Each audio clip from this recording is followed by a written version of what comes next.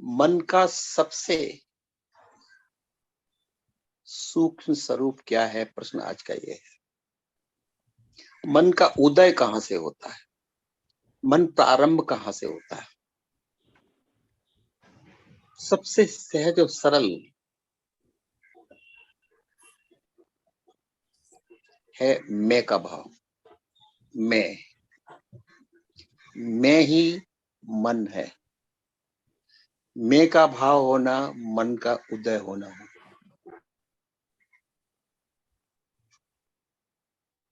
और जब मैं के भाव का अंत हो जाएगा तो फिर मन का अंत हो जाएगा। और जब मन का अंत हो जाएगा तो आत्मा का स्वरूप प्रकट हो जाता है। आत्मा का स्वरूप इस मन के द्वारा आच्छादित है, कवर्ड है। मैं के द्वारा कवर्ड है।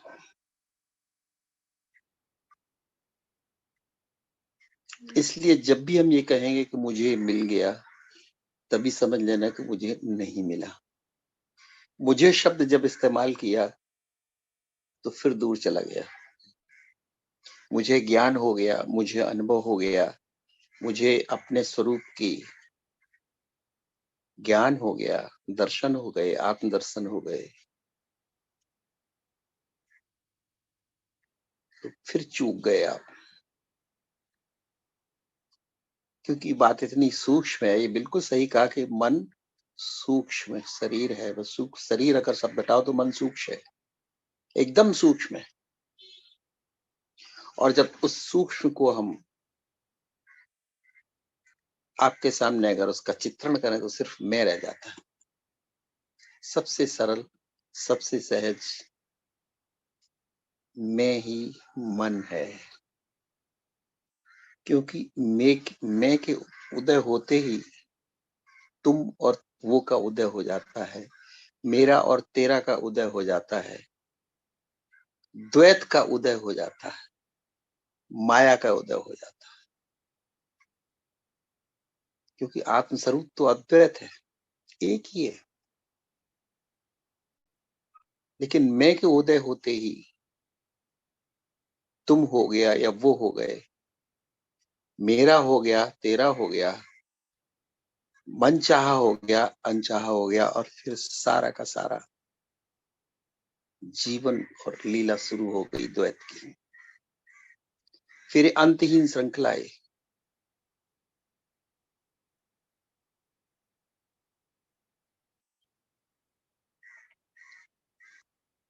तो किसी ने जब प्रश्न पूछा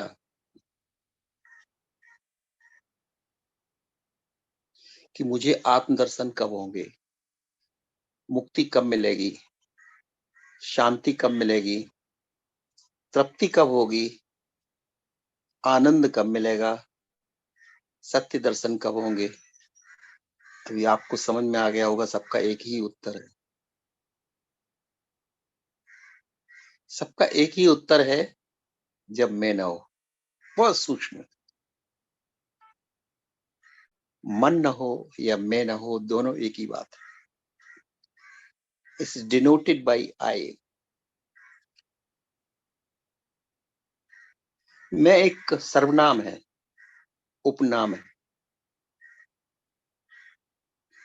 इसलिए जब कभी ओथ ली जाती तो मैं XYZ नाम लेके फिर ईश्वर की शपथ लेता हूं या लेती हूं, कहा जाता कि नहीं? यानी मैं नहीं इनफ नहीं है। मैं शपथ ले रहा हूं इज नॉट इनफ। लोग पूछते मैं का क्या मतलब है? ये तो सर्वनाम है, उपनाम है, नाम नहीं है।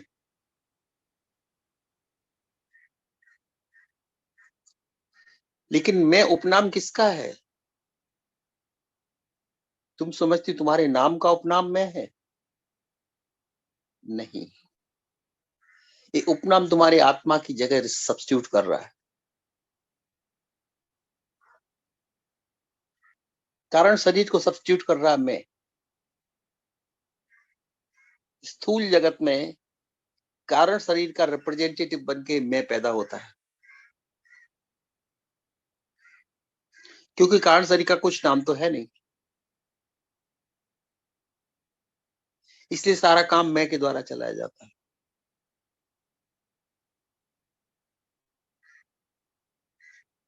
फिर एक नाम समाज मुझे दे देता है।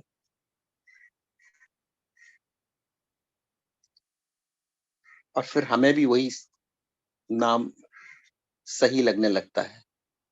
फिर उसमें उपनाम, पिताजी का नाम जुड़ जाता है, गांव का नाम जुड़ जाता है, जात का नाम जुड़ जाता है, उपजात का नाम जुड़ जाता है, और ये हमारी पहचान हो जाती है इस जगत में। झूठा मुखौटा है ये।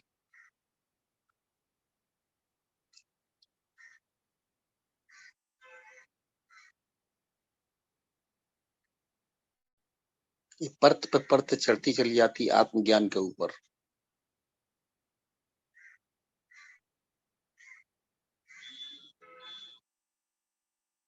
और ये मैं के भाव में सब आ जाता है। मैं ये हूँ, ये मेरा जेंडर है, ये मेरा नाम है, ये मेरा घर है, ये हमारी जात है, ये हमारे पिता का नाम है। ये डिस्क्रिप्शन ऐड होता चला जाता है। बाहर के जगत के लिए ठीक है, काम चलाऊ जगत के लिए सही है, बट तुम्हारे अपने लिए उतना ही ये बाधा बन जाएगा। खुद की खोज में, खुद की पहचान में ये बाधा बन जाएगा।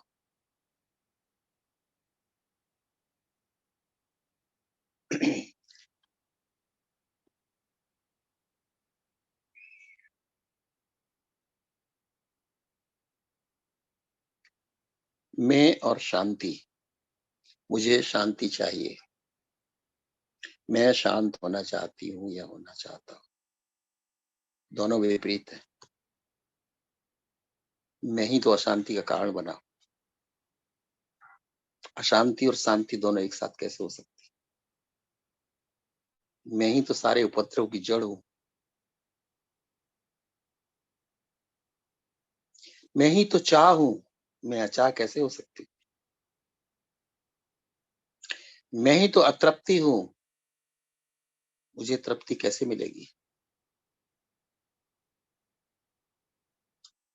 मैं ही तो दुख हूँ, दुखों से मुक्ति कैसे मिले? मैं ही तो असत हूँ, सच्चित आनंद की खबर किसे होगी? मैं ही अंधकार हूँ,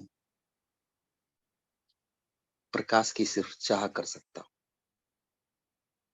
मैं मरण धर्मा हूँ, मेरा जन्म हुआ है, मेरी मृत्यु हुई। मैं अभी जीवित हूँ, मेरा जन्म हुआ है, मैं अभी जीवित हूँ, फिर मेरी मृत्यु होगी। तो फिर मैं अमृत कैसे हो सकता है? मुझे खोज अमृत की है, लेकिन विष अमृत को खोज रहा है, अंधकार प्रकाश को खोज रहा है।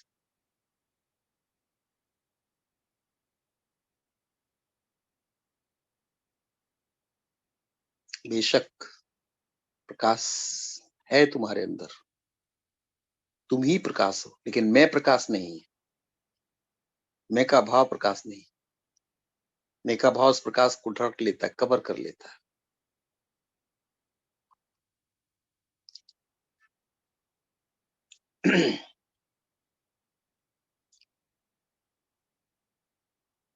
जब आप, जब मैं का भाव नहीं होता तो ये जगत नहीं होता। मैं का भाव है तो जगत है। जब आप गहन निद्रा में रात को सोए हुए होते हैं, उस समय जगत भी मिट जाता है, आपके लिए शून्य हो जाता है, क्योंकि मैं का भाव नहीं उस समय। लेकिन जब आप सपना देख रहे हैं, तब आप कह रहे हैं मैंने सपना देखा, तब मैं है। भले ही टूटा फूटा है, भटका हुआ है, लेकिन मैं है। जागृत में तो मैं पूरा, सपनों में अधूरा है, लेकिन दोनों में मैं है। इसलिए दोनों में जगत है, दोनों में संसार है, दोनों में सुखद और दुखद अनुभव होते हैं। जागृत अवस्था में भी सुखद और दुखद अनुभव है, और स्वप्न में भी सुखद और दुखद अनुभव होते हैं, क्योंकि मैं मौजूद है। सिर्फ रात की गहरी निद्रा में, डीप स्लीप में, मैं नहीं होता, इसलिए संसार नहीं होता, इसलिए सुखद और दुखद की बात भी नहीं है। इसका मतलब मैं के उदय होते ही संसार उदय हो जाता है। मन के उदय होते ही संसार निर्मित हो जाता है हमारे लिए। सुबह नींद खुलने पर जैसे ही मैं का उदय हुआ, तो आपने कहा कि मुझे गहरी नींद आई, या मैंने ये सपना देखा, मैंने वो सपना देखा, या मुझे नींद नहीं आई, क्योंकि मैं मौजूद था। जब मैं ज्यादा मौजूद हो जाता है तो तनाव ले लेता है और फिर सोने भी नहीं देता। सारे डिस्टरबेंस का कारण, सारी उत्पत्ति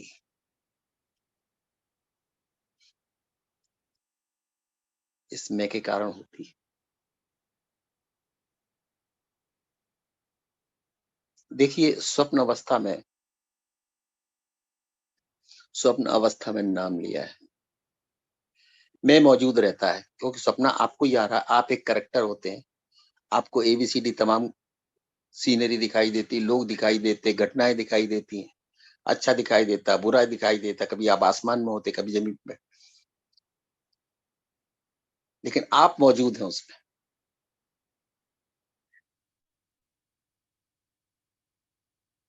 तभी तो सुबह कहा कि मैंने सपना देखा।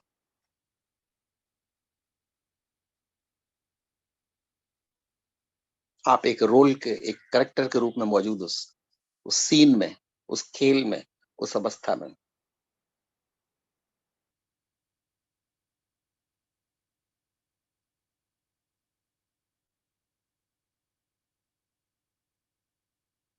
इसी तरह दिन में अलग सीन है, अलग रोल है, अलग कलेक्टर और करेक्टर है, आप मौजूद हैं। दिन भी अवस्था है, जागरण एक अवस्था है, जैसे स्वप्न एक अवस्था है, जागरण एक अवस्था है। जागरण में भी मैं मौजूद है, स्वप्न में भी मैं मौजूद है। गहन निद्रा में मैं नहीं है।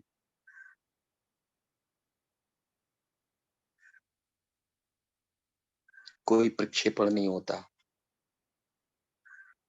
कोई प्रोजेक्शन नहीं होता, स्क्रीन ब्लैक रहती, शून्य रहती है। क्योंकि मैं का प्रोजेक्टर जब बंद हो गया, तो चलेगा क्या, प्रोजेक्शन क्या करेगा।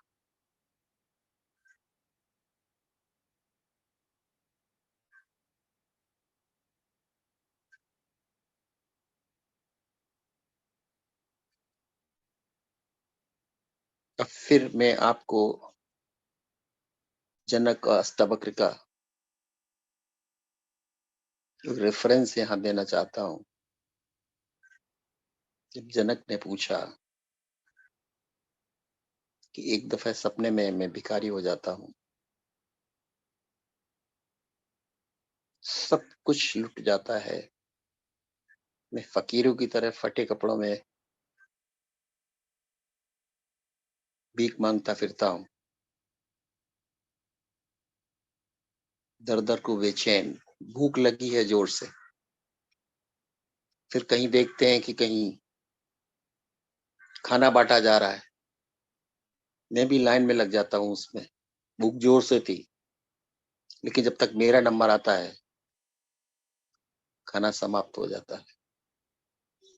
जब मैं आग्रह करता हूँ तो बोलता, देखिए हमारे बर्तन में खिचड़ी थी, जो जली हुई थोड़ी सी खिचड़ी लगी है बर्तन में, मैं आपको वो दे देता हूँ। और जब वो जली हुई खिचड़ी भी इनके कटोरे में डाली जाती है, और जब ये खाने को जाते हैं भूख मिटाने के लिए, उसी समय एक चील आती है और झपट्टा मार देती है, और इनकी आंख खुल जाती है, जो एकदम घबरा जाते हैं। इनकी दिल की धड़कन बहुत तेज हो जाती, क्या मेरे साथ भी ऐसा हो सकता है।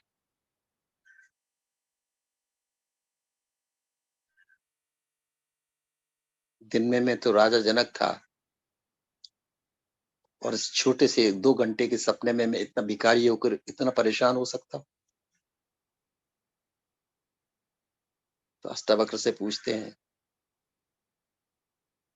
कि राजन ये बताओ कि मैं दिन का राजा जनक ये सच है, या मैं रात का भिखारी जनक वो सच है?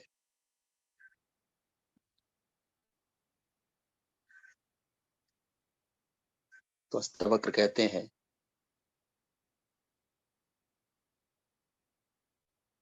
स्वप्न एक अवस्था है, लेकिन तुम मौजूद थे, तुम सच थे, स्वप्न सच नहीं था। समझने का प्रयास करना।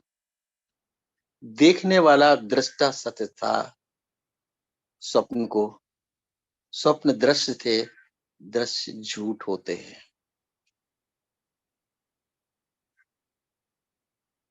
दिन में भी जो तुम समझ रहे हो, जो तुम जान रहे हो, जो तुम देख रहे हो, तुम सच हो क्योंकि तुम दृष्टा हो।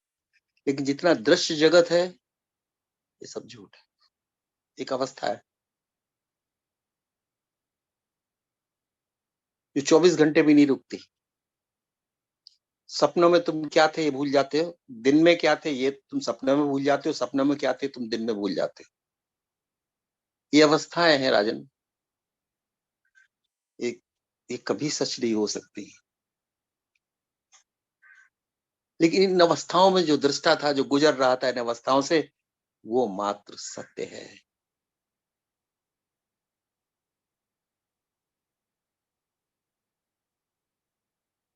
जो इन अवस्थाओं को सीरियसली लेता, सत्य समझ लेता है तो ये मिथ्या,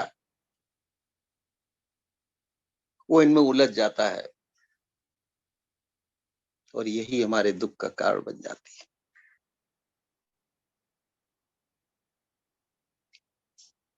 दृष्टा मात्र सत्य है, तुम मात्र सत्य हो, लेकिन तुम शरीर पार्शियली सत्य हो, तुम मन पार्शली सत्य हो, लेकिन यही असत्य में फंसा देता है। तुम स्थूल पार्टली हो, सूक्ष्म पार्टली हो, लेकिन तुम कारण सच दृष्टा, तो कारण शरीर ही है। वही परम सत्य है।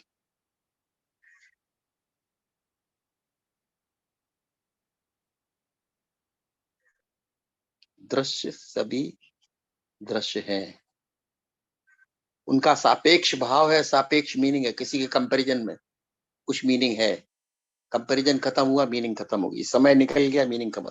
समय और स्थान पे कुछ जन्म हुआ, कुछ मेहनत हुआ, पढ़ाई लिखाई हुई, शादी हुई, तब उसकी मीनिंग थी उस समय। जब आप 10 साल के थे, 15 साल के थे, स्कूल जाते थे, कॉलेज जाते, तब उस समय उस चीज की मीनिंग थी। लेकिन आज वो इररिलेवेंट हो गई, अप्रासंगिक हो गई, मीनिंगलेस हो गई। अब तुम इस बात की आज चर्चा करोगे तो लोग कहेंगे क्या मूर्खता की बातें कर रहे हो, कहाँ उलझे पड़े, कहाँ तुम्हारी सुई अटक गई 15 साल। समय बह गया, वक्त बह गया, उम्र बह गई। उम्र एक बहाव है, सत्य नहीं है, बहाव है, फ्लो है, चेंज है।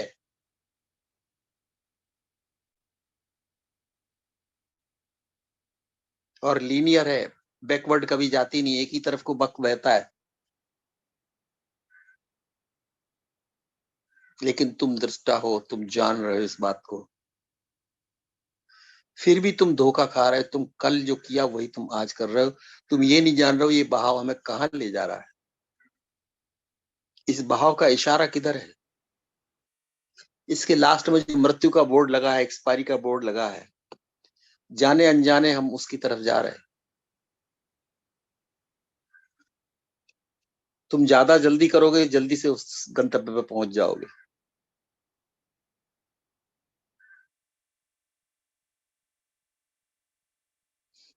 ये हम नित्य के संसार में, क्रियाकलापों में ऐसे भूल जाते हैं कि जैसे हम सदा के लिए यहाँ रहने के आए, सदा हमारे संबंध चलेंगे, सदा हम रहेंगे, सदा। झटका लगता है तो कह तो देते हैं कि नहीं अब सबका एक दिन आता है, लेकिन वो ऐसे ही कह देते हैं मन को बहलाने के लिए। ये जानते हैं अब हमारा थोड़ी वो दिन आ गया अभी, तो आएगा तब देखा जाएगा। तब क्या देखा जाएगा, क्या देख लोगे तुम, आज नहीं देख सके अभी नहीं देख सके तब क्या देख लोगे तुम?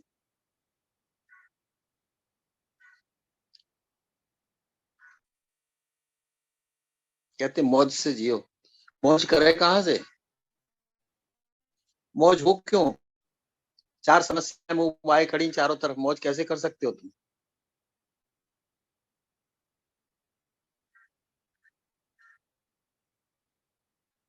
करने का दिल तो करता है मौज, सबका मन करता है मौज करने का, लेकिन बड़ी मौज कर नहीं पाते, इसलिए छोटी छोटी मौजों में मन को बहला लेते। चलो ठीक है, एक बर्थडे कर लिया, चलो बहुत अच्छी बात है। एक एनिवर्सरी मना ली, अरे वाह।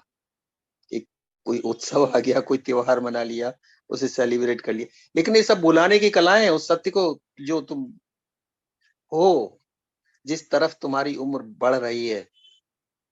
इंडिकेटर क्या बोल रहा है? तुम बहला ना पाओगे इस सत्य को कि तुम मृत्यु की तरफ बढ़ रहे हो हर दिन। तुम उसके लिए नहीं जी पा रहे जो कल सत्य आने वाला है, या जो सत्य तुम हो। तुम तथ्यों में इतने उलझे हो। जैसे किसी को बहुत दर्द हो तो कोई नशा कर ले, तो क्या होता है? तो बोलता है दर्द को हमने भुला दिया। शराबी क्या बोलता है? गम को मिटा दिया। गम को भुलाने के लिए शराब पी ली, फिर वो रोज रोज गम को भुलाने के लिए शराब पीने लगता है, क्योंकि गम का सामना वो कर नहीं सकता, दुखों का सामना वो कर नहीं सकता, वो रोज रोज शराब पीने लगता है। फिर एक दिन शराब उसको पी जाती।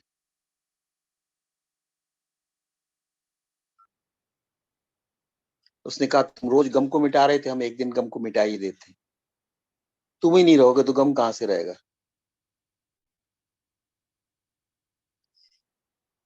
तो वो तो खैर शराब नाम के लिए एडिक्शन मैंने कहा, लेकिन जो हमारा स्टाइल है जीने का, वो भी मन का छलावा है, भुलावा है, सत्य से मुंह छुपाना है।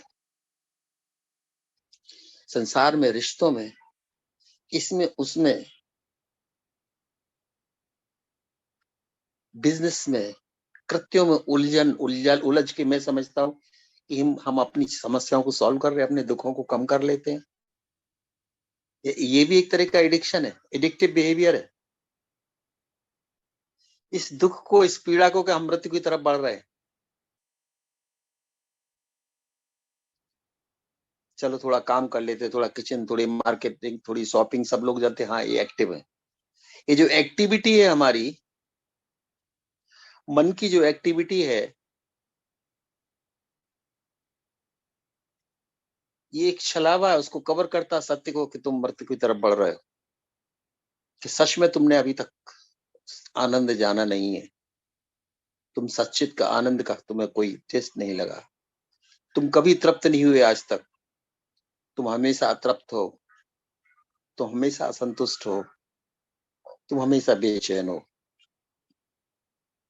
इसको भुलाने के लिए हम कार्य में व्यस्त हो जाते, कहानियां गढ़ लेते, पिक्चर देख लेते, कुछ छोटे मोटे उत्सव बना लेते और खो जाते।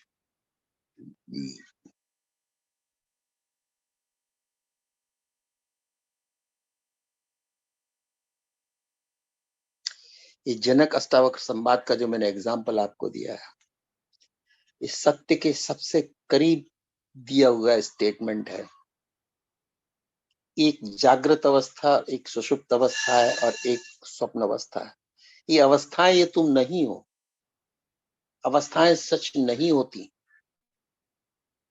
एक दिवा स्वप्न है, एक रात्रि स्वप्न है, दोनों ही स्वप्न है। हाँ, दिन का स्वप्न थोड़ा रात से कंपेरेटिवली ज्यादा सच नजर आता है, क्योंकि इसमें तर्क होता है, लॉजिक होता है। लेकिन सच लॉजिक और तर्क से ट्रुथ नहीं मिलता, फैक्ट मिलता है। तो दिन का जो हमारा सपना वो फैक्ट है, रात का जो सपना हमारा फिक्शन है। गहरी रात में ना हमें कोई फिक्शन होता, ना कोई फैक्ट होता है। इसलिए जगत नहीं होता, क्योंकि मन नहीं होता। मन ही फैक्ट क्रिएट करता है, फैक्चुअल जगत। मन ही फिक्शनल जगत क्रिएट करता है रात को। एक कॉन्सियस माइंड है जो दिन का सपना दिखाता है, प्रोजेक्टर। एक सबकॉन्शियस माइंड है जो सपनों का प्रोजेक्टर है, लेकिन दोनों ही प्रोजेक्शन एक फैक्ट के हैं, एक फिक्शन के हैं। ट्रुथ का एक भी कोई प्रोजेक्टर नहीं है, ट्रुथ प्रोजेक्ट हो नहीं सकता।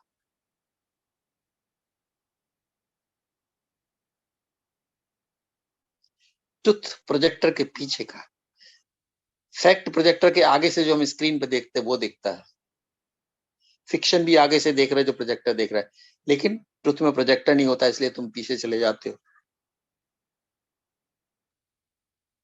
ट्रुथ में तुम शरीर होते ही नहीं हो। ट्रुथ दृश्य नहीं हो सकता, फैक्ट दृश्य है, फिक्शन दृश्य है, लेकिन ट्रुथ दृष्टा है, इसलिए उसे देखा नहीं जा सकता। दृष्टा को नहीं देखा जा सकता, दृश्यों को देखा जा सकता है। और मैं हमेशा कहता रहता हूं कि दृश्य सदैव झूठे हैं। कंपैरेटिवली एक के करीब दूसरा सही हो सकता है, लेकिन एब्सोल्युटली सभी झूठे। फिक्शन भी झूठा, फैक्ट भी एक दिन झूठा हो जाता है। थोड़े समय के लिए सच जैसा प्रतीत होता है फैक्ट, लेकिन वो उसकी भी धीरे धीरे रेलेवेंस खत्म होती चली जाती है, धीरे धीरे इररिलेवेंट होता जाता सब चीज। तुमने बचपन में क्या देखा था, किससे मिले थे, कौन दोस्त था, जवानी में कौन दोस्त था, कौन फ्रेंडशिप थी, कहाँ रहते थे, आज सब इररिलेवेंट हो गए, मीनिंगलेस हो गए। खो जाओ तुम उन पुरानी यादों में, क्या फर्क पड़ेगा। बट वो आज के दिन में सब इररिलेवेंट हो गए। तो फैक्ट क्या, इररिलेवेंट हो जाते हैं धीरे धीरे। कल क्या हुआ था आज इररिलेवेंट हो गया, परसों क्या हुआ आज तुम्हारे लिए मीनिंगलेस हो गया।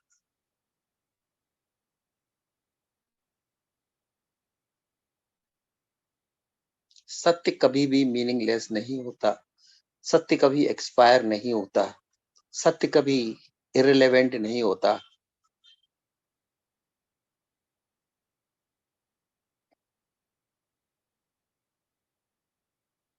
सत्य सत्य होता है।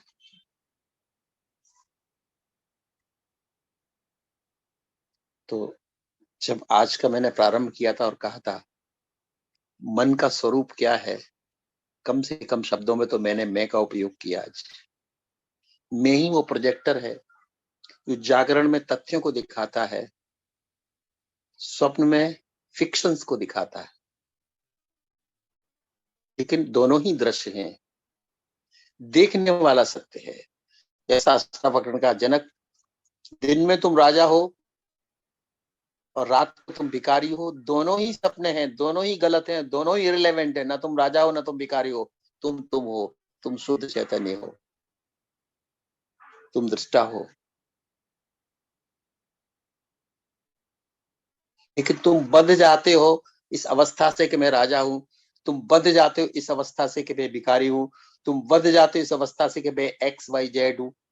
ये मेरी बीमारी है, ये मेरा रोग है, ये मेरी तकलीफ है, ये मेरा परिवार है, ये मेरी परिस्थिति। तुम परिस्थितियों से तकलीफों में इतना खो जाते हो कि तुम्हें तुम्हारा वजूद ही याद नहीं रहता। तुम पर्सन के जगत में इतने खो जाते हो कि तुम ये भूल जाते हो कि तुम पर्सन नहीं हो। पर्सन भी दृश्य है, वो भी दिखता है, विचार भी दिखते हैं, मन भी दिखता है, सब दृश्य हैं। और दृश्य इरेलेवेंट हो जाते हैं एक दिन, टाइम प्रोडक्ट हैं। दृष्टा मात्र सत्य है, बियॉन्ड टाइम। इसलिए मैंने उसका नाम दिया था, अगर एक दिन आपको याद हो, deathless, faceless, timeless, formless. You are deathless, formless, timeless, faceless. तुम्हारा कोई चेहरा नहीं, तुम किसी समय से आबद्ध नहीं हो, तुम किसी वक्त से भी बंधे नहीं हो, और तुम मृत्यु के भी पार हो। यू आर बिगिनिंगलेस, तुम्हारा कोई जन्म नहीं है, इसीलिए कोई मृत्यु नहीं। डेथलेस तुम जब तुम बिगिनिंगलेस थे, इसीलिए। और डेथलेस बिगिनिंगलेस हो इसलिए तुम टाइमलेस भी हो। तुम समय के प्रोडक्ट नहीं हो, क्योंकि तुम्हारा आकार नहीं, रूप नहीं। और यही सत्य है।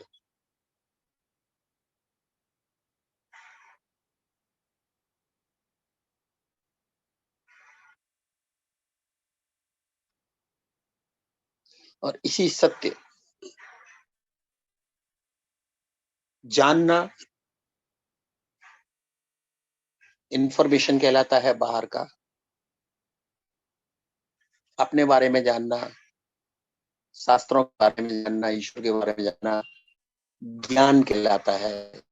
लेकिन आत्मदर्शन बोध कहलाता है। तीनों में फर्क है। एक है जानकारी सूचना, एक है ज्ञान थियोरटिकल, और एक है बोध एक्सपीरियंसिंग द सेल्फ, आत्मबोध। ज्ञान आत्मबोध नहीं होता है। ज्ञान आत्मा के बारे में सूचनाएं होंगी, नॉलेज होगी, इंफॉर्मेशन होगी। और आत्मबोध तब होता है जब मैं नहीं रहता, मैं का कवर हट जाता है, माया का कवर हट जाता है, अहंकार का कवर हट जाता है। मैं और आत्मा एक जगह नहीं रह सकते।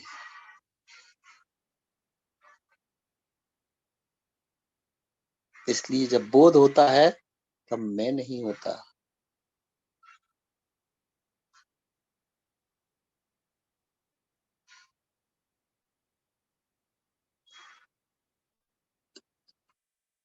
ध्यान को तुम आकार से जोड़ोगे तो आकारों का तुम्हें दर्शन होगा, दृश्य मालूम पड़ेंगे आकार। ध्यान को तुम विचारों से जोड़े तब तुम्हें विचारों का आभास होता है। ध्यान अगर विचारों में नहीं जुड़े, समस्याओं में नहीं जाना, कोई समस्या नहीं है। अगर कमरा अंधेरा हो और प्रकाश ना हो तो हजार वस्तुएं रखी रहने तो दिखाई नहीं देंगी तुम्हें। प्रकाश पड़ता तब वस्तु वस्तु मालूम पड़ती है। अटेंशन का जब प्रकाश पड़ता तो समस्या समस्या मालूम पड़ती है, याद याद मालूम पड़ती है, सेंसेशन मालूम पड़ती है, इमोशन मालूम पड़ती है। अगर उसे अटेंशन का प्रकाश न जाए तो कहीं कुछ नहीं है। और यही मैं समझाता रहता हूँ, don't link your attention to the mind and you are always free. Look at it but don't link with it. दूर से देखो, बस अंधकार है ये। तुम्हारा अटेंशन से वो प्रकाशित होता है, जीवंत हो जाता है, उसमें जान आ जाती है। जब तुम उसे अटेंशन जोड़ देते हो तो विचार भी जानवान हो जाता है, समस्या भी बड़ी हो जाती है। जैसे तुम बैलून में हवा भर देते हो,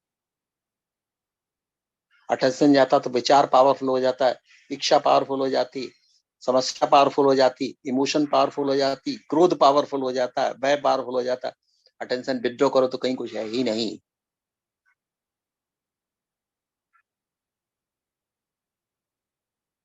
जैसे अंधकार में प्रकाश रहित कमरे में हजार चीजें रखी, कोई नहीं दिखाई देगी। प्रकाश हो तो सब दिखाई देंगी एक साथ। इसी तरह से मन के विचार, भावनाएं, सेंसेशन, समस्याएं, प्रॉब्लम, टेंशन, दुख सब तभी दिखाई देंगे जब तुम्हारा अटेंशन जाएगा। If you withdraw your attention, there is nothing. सिर्फ तुम्हारे एक्सप्लेनेशंस हैं, कहीं कुछ नहीं है।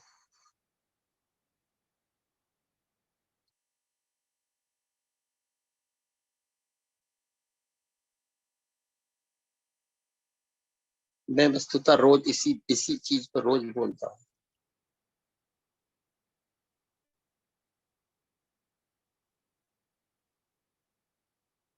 और अगर अंतर यात्रा पर उतरना है,